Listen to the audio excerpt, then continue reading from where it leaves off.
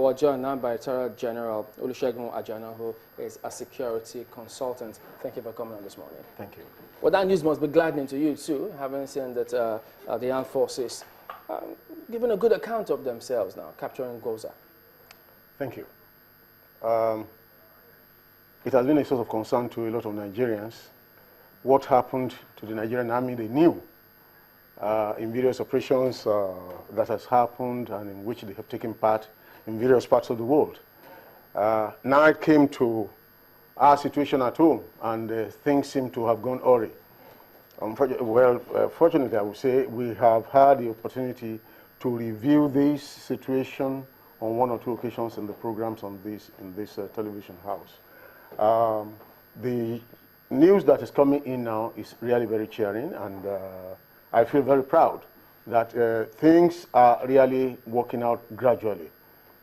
But of course, Nigerians want to know why did this happen the way it happened in the past, and suddenly everything changed. And I remember I mentioned a point at that time that even at the onset of the operations, the Commander-in-Chief should have asked for a sort of equipment audit. I said it. And I knew it. I knew, because I said at that time, as a former Director of Equipment Management of the Nigerian Army, I knew we had enough. But we had enough in those days. I left in those days, up to what time? I left the force 16 years ago. So what could have happened between that time 16 and years now? ago, that was like we have a problem 1999. of maintenance. That is the crux of our problem in Nigeria.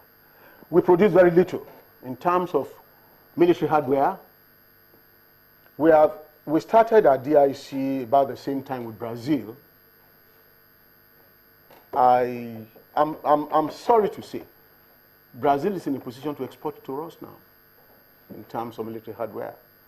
It's unfortunate, but the fault is in us, partly. See, because we really have not had the meeting of minds in terms of putting the resources where it ought to be to ensure that we can easily call up our resources and go into action. Is there any truth in what has been said in different quarters about maybe leadership, either political or previous military leadership, not perhaps incapacitating some parts of the military such that no surprises from any quarters? I think some of let me be very honest with you, some of the people that have headed our army are the ones to be called to question. Yes. If the head of an organization makes up his mind that this organization must be able to perform its functions when it is called upon to do so, everything needed to ensure that it can perform will be put in place. Let me give you an example. When last did the British Army fight before they went to Falklands?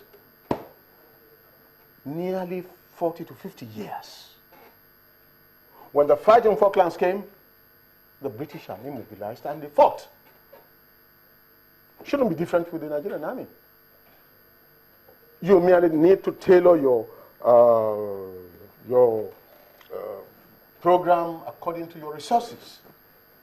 But your final destination should be clear to you. You must be focused. If you have an army that cannot be called upon to go into action at any time, then you have failed.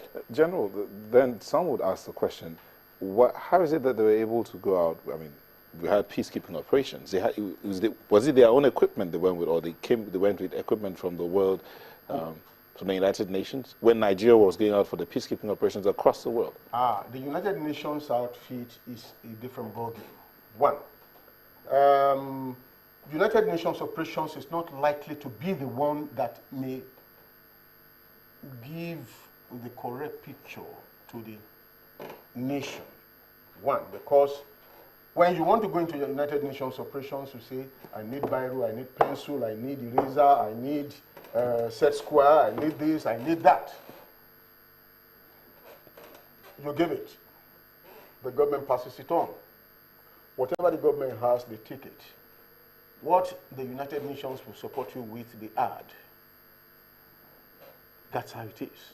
If we needed 20 APCs, that's armored personnel carriers, to go into an operation, United Nations operations, if out of 20 that we have, only 4 are functional, it is our responsibility to put the remaining 16 in shape. And for doing that, we have a right to put a bill to the United Nations to fund the 16. That's how it is. Because United Nations operations, because they know they're committing people from all over the world, they cannot allow it to fail. General, so are you implying resources in terms of the resources of the country becomes secondary because it's an operation. Because, I mean, if you were not called, you probably would not even take part in that operation. But once you are called, it's an opportunity for you to put a number of things in shape. Well, are you implying there's been sabotage in the hierarchy of the military? No sabotage. Let me Because the question he asked was to confirm reports that have gone round that in the course of rulership or in the military hierarchy, yes. there's been some level or some leaders who have deliberately sabotaged some of the weapons because they're not looking for any surprise from any rank and file. I'm sorry, I don't think I have any evidence to that effect. I don't think anybody would deliberately want to sabotage. You see, what plays out as sabotage in a lot of cases is the fact that whoever heads the army, if he decides not to give the right emphasis to maintenance of men and equipment, failure will occur. Simple. How do you do it to human beings? If you don't go into regular exercises, operational exercises, and so on and so forth, you don't have a chance when the battle comes. Because nobody prays for a war. A standing army, while it is not fighting, is supposed to be training hard. Hard, as if there is a battle tomorrow.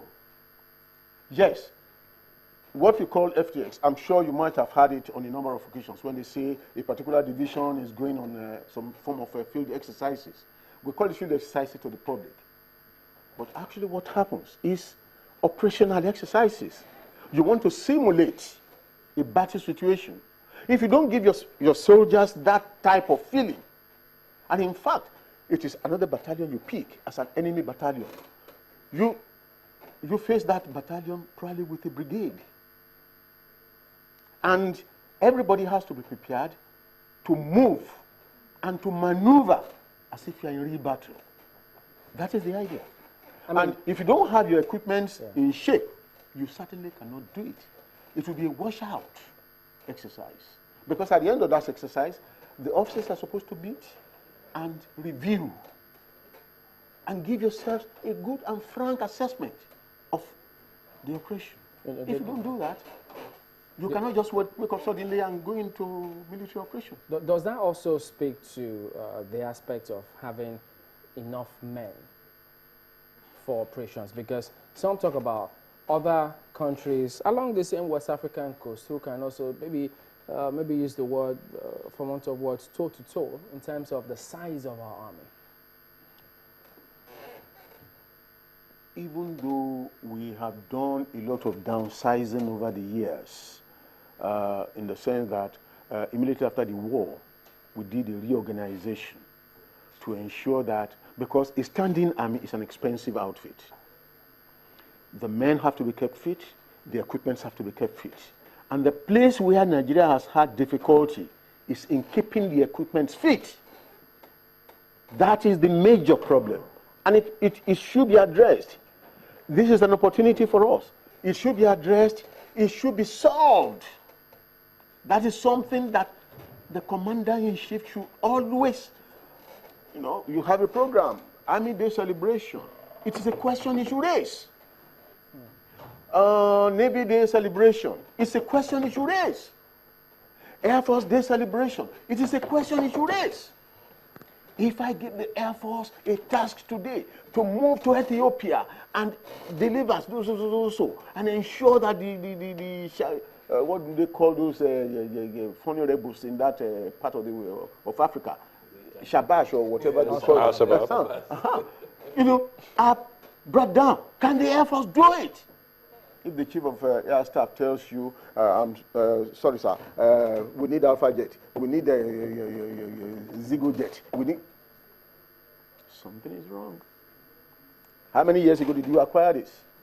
Why is it non-functional? It's a question. You see, but if it doesn't occur to him,